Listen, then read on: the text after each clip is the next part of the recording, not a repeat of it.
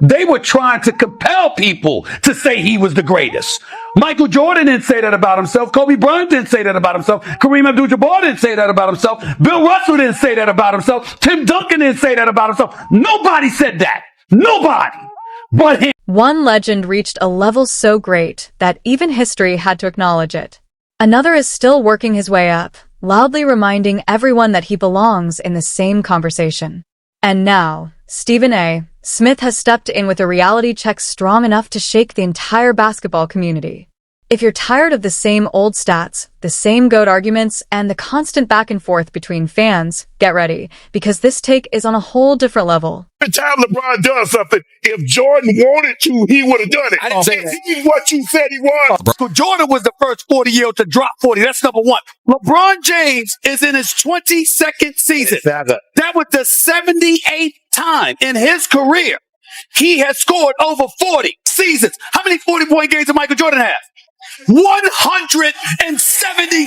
This isn't hate, it's honesty. It's about showing the difference between players who truly earn greatness and those who try to convince everyone they already have it. Michael Jordan versus LeBron James. A debate that never ends, mostly because one side refuses to face reality. Here's what people avoid saying. This isn't even a debate anymore. It's a rescue mission.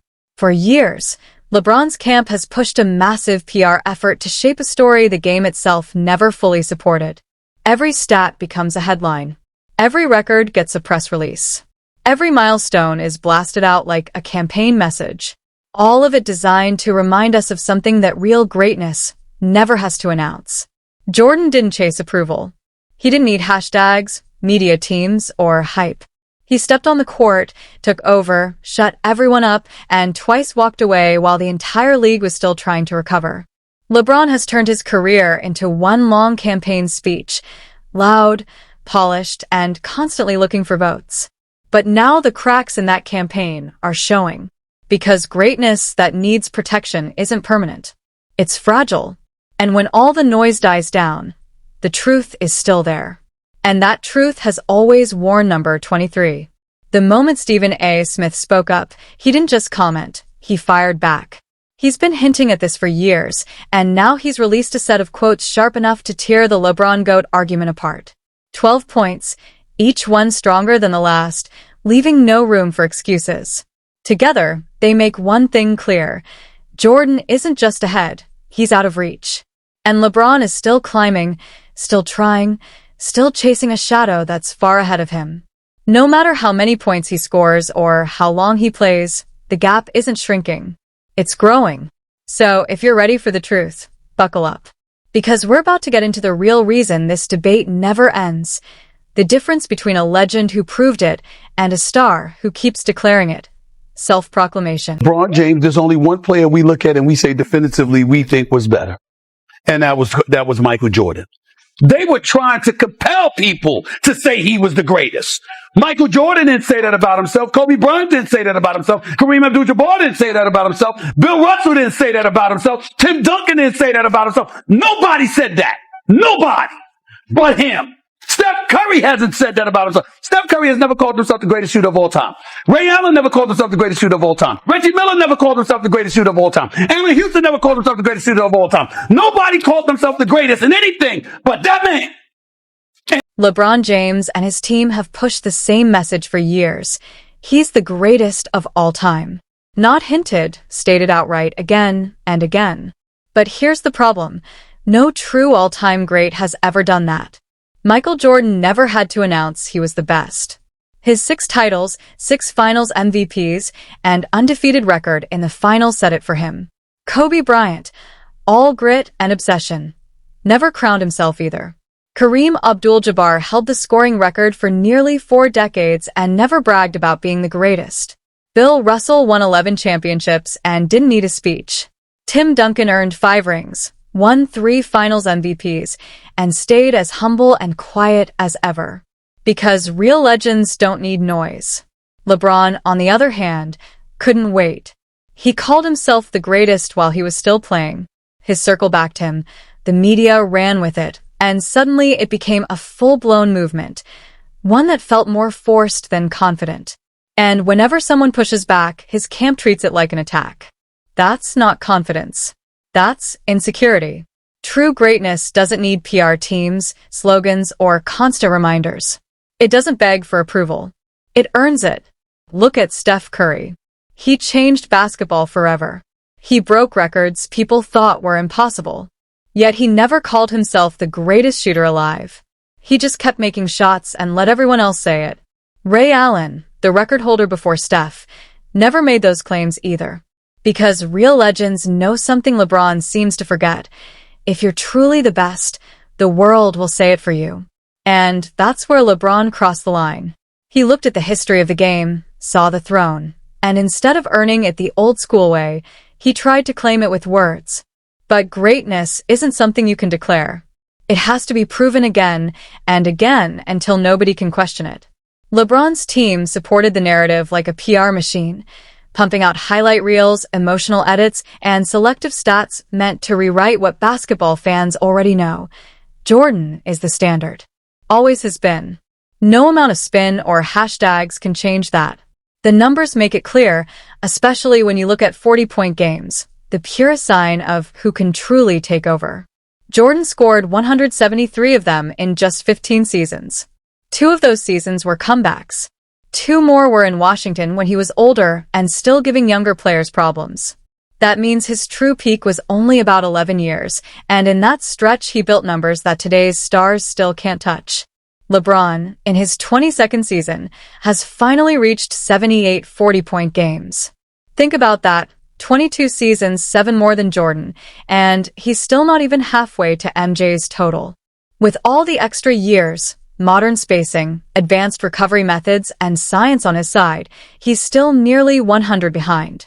That's not a small difference. That's a huge one. Jordan didn't need load management or high-tech recovery. He played through pain, through the physical hand-check era, against defenders who tried to break your rhythm with force. Defense then was rough, not gentle. You got grabbed, pushed, and hit, and you either scored or you didn't. Jordan rose above all of that. Today's game penalizes you for barely touching a shooter. Even with the easier scoring environment, LeBron is still far behind. And that tells the whole story. Anything that Michael Jordan wanted to do, he didn't spend the first 8 years shivering. He didn't have to go to South Beach to learn how to. Jordan's 40-point games weren't treated like breaking news. They were normal. He could light up a team on any night, and it barely caused a reaction. No announcements. No headlines. Just domination. When LeBron scores 40, the internet explodes. Hashtags everywhere. Debate shows ready by morning. When you have to hype every big game just to keep the image alive, it shows the numbers alone aren't carrying the weight anymore. And look at how each player reached greatness. Jordan's impact was immediate. He didn't need years to grow or learn beside veterans. From the moment he joined the Bulls in 1984, he changed everything. By his 3rd season, he averaged 37 points per game.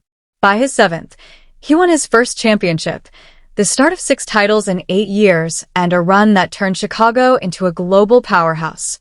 Now compare that to LeBron. He entered the league in 2003 with more hype than any player in history. The chosen one.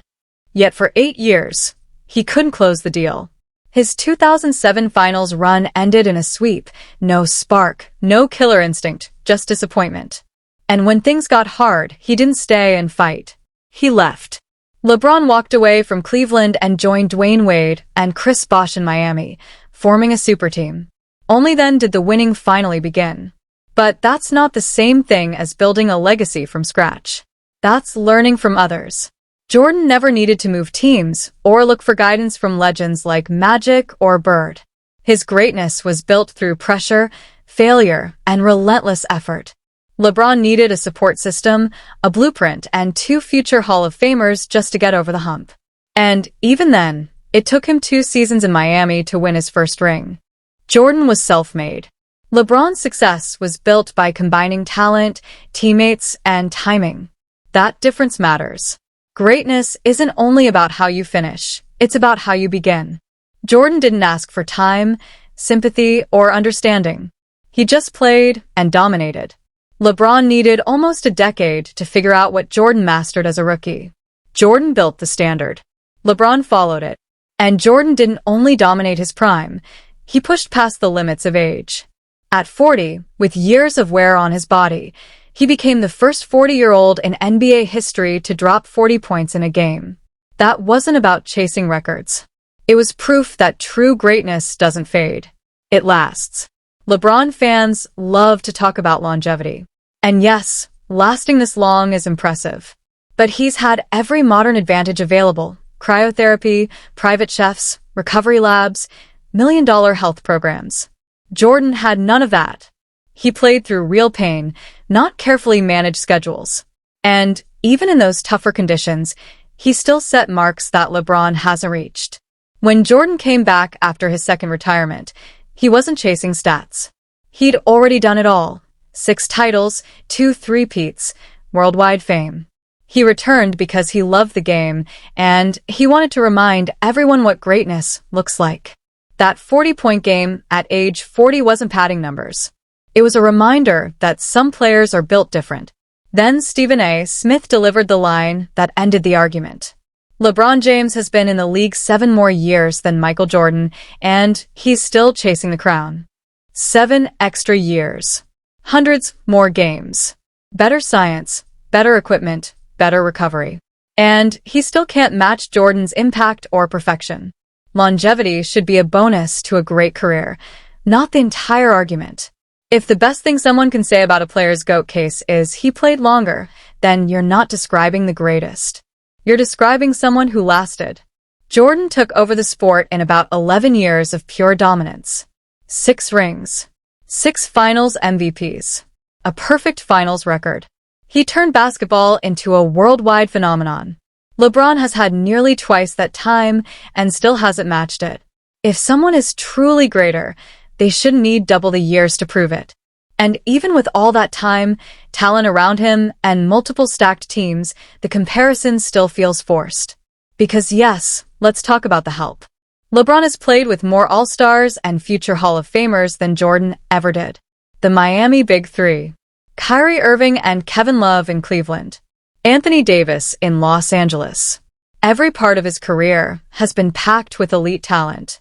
Jordan stayed in Chicago, turned Scottie Pippen into a Hall of Famer, and built a dynasty from ground zero. No moving around. No shortcuts. No super team shopping. That's the difference. All I know is your man got 7 more years in the league and still chasing Jordan. 7 more years. He don't even have more rings. Been in the league long enough that I was in college. And still, he ain't catch Jordan.